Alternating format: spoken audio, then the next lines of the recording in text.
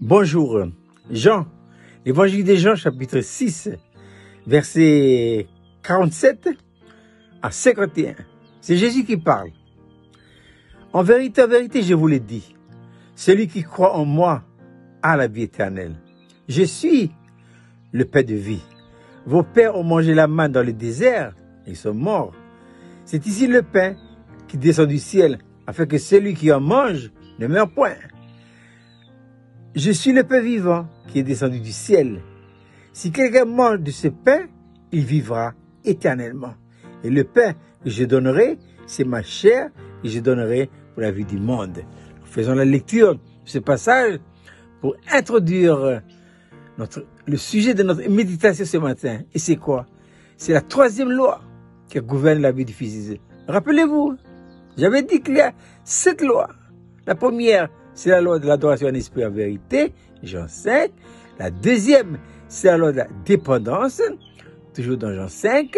Et la troisième, c'est la loi de la nourriture, Jean chapitre 6. Voilà. Jésus dit, vos pères ont mangé la manne dans le désert. C'est vrai.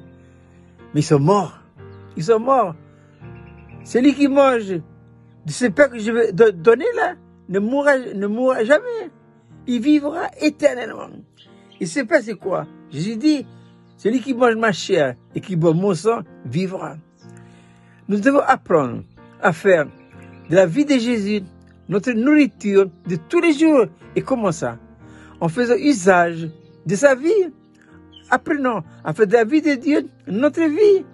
Et nous nous nourrissons de la parole de Dieu parce que la vie de Dieu devient une réalité expérimentale dans notre vie. C'est comme ça que Jésus faisait. Alors si lui a fait comme ça, vous et moi, nous devons aussi le faire. Il ne suffit pas de remplir le cerveau avec des versets bibliques et des promesses, tout. C'est pas mauvais, c'est bon.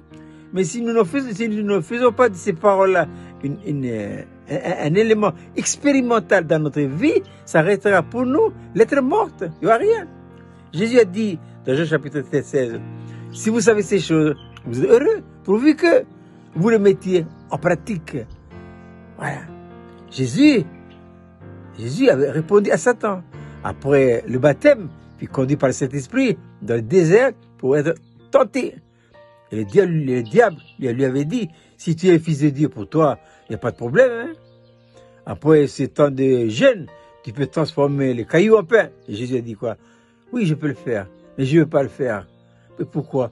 Parce que Jésus a pris une citation de l'Ancienne Alliance. L'homme ne vivra pas de pain seulement, mais de toute parole qui sort de la bouche du Dieu vivant.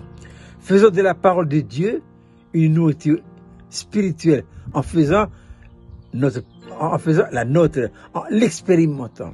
C'est en expérimentant la parole de Dieu que nous nous nourrissons spirituellement. Ce qui est merveilleux parce que en faisant de la parole de Dieu une expérience réelle, que non seulement nous nourrissons notre esprit, mais nous nourrissons aussi notre corps.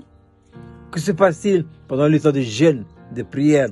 Eh bien, on arrête de manger. Et on mange quoi? On mange la parole. Hein? Et lorsqu'on médite la parole et qu'on fait de la parole notre nourriture, c'est ainsi que notre esprit grandisse. Et en même temps, notre âme, notre corps se nourrit de la parole de Dieu. Jésus dit, comme je vis par le Père, alors vous vivez par moi. Nous devons apprendre à faire de la vie de Dieu notre vie qui est la manne. Jésus dit, celui qui mange ma chair, il dit, en vérité, je vous l'ai dit, celui qui croit en moi a la vie éternelle. C'est ici le pain qui descend du ciel, afin que celui qui en mange ne meure point. Je suis le pain vivant qui est descendu du ciel. Si quelqu'un mange de ce pain, il vivra éternellement. À partir du moment où nous avons reçu la vie nouvelle, eh bien, faisons de cette vie notre vie. Et c'est en nourrissant de la vie de Dieu, c'est-à-dire en faisant la volonté de Dieu, que nous atteignons que la maturité, l'état d'homme fait, la mesure, la stature parfaite du Seigneur Jésus-Christ. Donc, nous venons de voir ensemble la troisième loi. Je répète, ne pas l'oublier, la première loi qui gouverne la vie du Fils de Dieu et qui doit également nous gouverner, c'est la loi de l'adoration en esprit et en vérité. Jean chapitre 4. La deuxième loi, c'est la loi de la dépendance. Jean chapitre 5, le Fils ne peut rien faire de lui-même. Il ne fait que ce qu'il va faire au Père. Et tout ce que le Père fait, le Fils aussi le fait pareillement. Jean chapitre 6, c'est la loi de la nourriture. Celui qui mange ma chair et qui boit mon sang vivra par moi.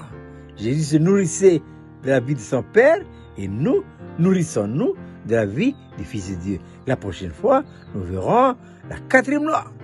Je vous souhaite de passer une agréable journée.